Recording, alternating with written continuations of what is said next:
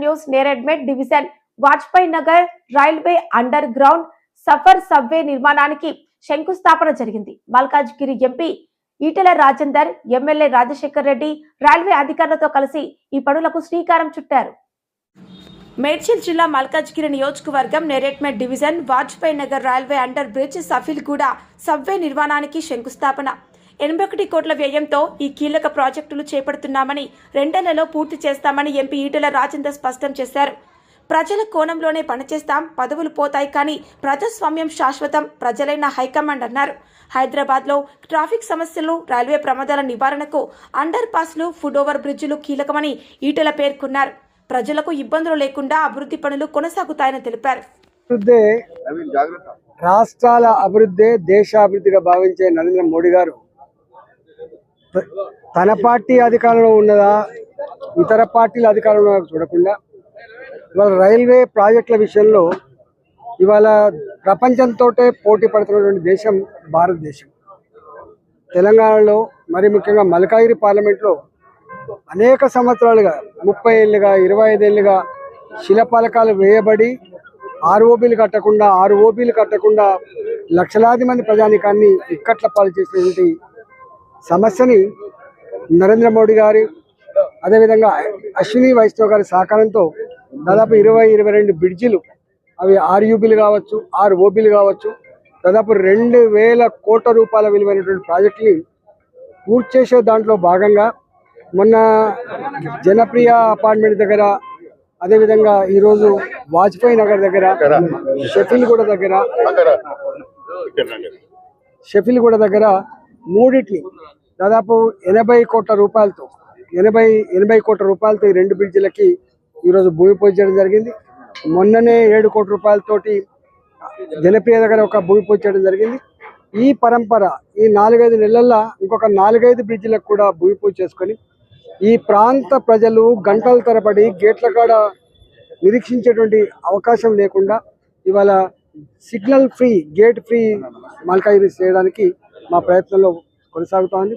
ఇవాళ మోడీ గారు 100కు 100% రాష్ట్ర ప్రభుత్వంతో ఒక రూపాయి సంబంధం లేకుండా కేంద్ర ప్రభుత్వ నిధులతో ఈ ప్రాజెక్ట్ అన్ని కూడా పూర్తి చేయబోతున్నారు. వచ్చే జిహెచ్ఎంసీ ఎలక్షన్స్ గురించి ఏమైనా చెప్పగలుగుతారా? ఇప్పటికే జిహెచ్ఎంసీ ఈ 300 డివిజన్లు అని చెప్పి 300 డివిజన్లు అని చెప్పి అస్తవ్యస్తంగా ఉన్నాయి.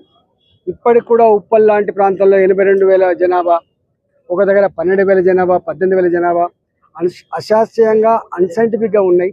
అంటే రాజకీయాలను దృష్టిలో పెట్టుకొని కాకుండా ప్రజల సౌకర్యార్థం మరి 30,000 పెడతారా, 40,000 పెడతారా, ఒక్కొక్క కార్పొరేటర్కి సమానంగా ఈక్వల్ డిస్ట్రిబ్యూషన్ చేసి పారదర్శకతతో ఇవాళ రిజర్వేషన్ కూడా కేటాయించాలని చెప్పి డిమాండ్ చేస్తూ ఉన్నాం. స్థానిక సంస్థలు బలోపేతం కాకుండా, స్థానిక సంస్థలు పరిపాలన కొనసాగించకుండా కేవలం రాష్ట్ర ప్రభుత్వమే వ్యవస్థ మొత్తం నడుపుతా అంటే అది వెరిబావులతనం అయింది. కాబట్టి వెంటనే పారదర్శకంగా, సైంటిఫిక్గా, ప్రాక్టికల్గా దీని డివిజన్స్ ఏర్పాటు చేసి తక్షణమే ఎన్నికలు జరిపించాలని చెప్పి నేను డిమాండ్ చేస్తాను. అలా ఇప్పుడు 300 కంటే ఇంకొక 60-70 డివిజన్స్ పెరుగుతున్నాయని చెప్పేసి ఏదో ఒక వార్త వచ్చింది, అది ఎక్కడి వరకు నిజమంటారు? అంటే ఇప్పటిదాకా ఇంకా స్పష్టత లేదు. 300 ఉంటాయా, 350 ఉంటాయా, 200 ఉంటాయా, 3 వివిధ కార్పొరేషన్లు ఉంటాయా, ఒకటే కార్పొరేషన్ ఉంటుంది? అంటే ప్రభుత్వానికి ఇతర పార్టీలతో కనీసం ఇట్లాంటి గంభీరమైన నిర్ణయం తీసుకున్నప్పుడు వాళ్ళు ఎక్స్చేంజ్ చేసుకోవాలి, మాట్లాడుకోవాలి. అట్లీస్ట్ ప్రజాప్రతినిధులను ఇన్వాల్వ్ చేయాలి. కార్పొరేటర్ ఇన్వాల్వ్మెంట్ లేదు, ఎమ్మెల్యేల ఇన్వాల్వ్మెంట్ లేదు, ఎంపీల ఇన్వాల్వ్మెంట్ లేదు. మొత్తం నాకే తెలిసి అన్నట్టుగా రేవంత్ రెడ్డి గారు సర్కార్ చేస్తుంది. ఇది మంచి పరిణామం కాదు. ఇది మంచి పరిణామం.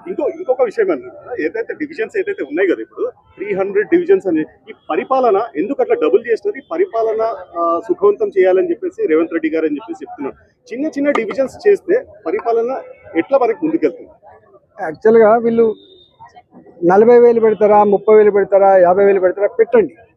కానీ ఒక దగ్గర 18,000, ఒక దగ్గర 80,000 అయితే ఉంచకుండా పెట్టండి.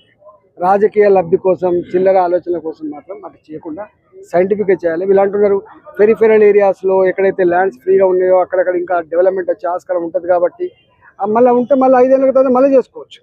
గంత వ్యత్యాసం ఉండాల్సిన లెక్కలు లేదు.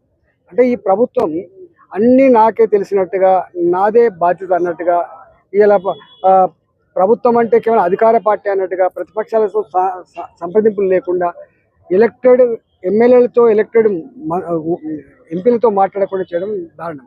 ఏప్రిల్ 1 నుంచి సెన్సస్ వస్తుందన్నా, ఈ సెన్సస్ గురించి ఏమన్నా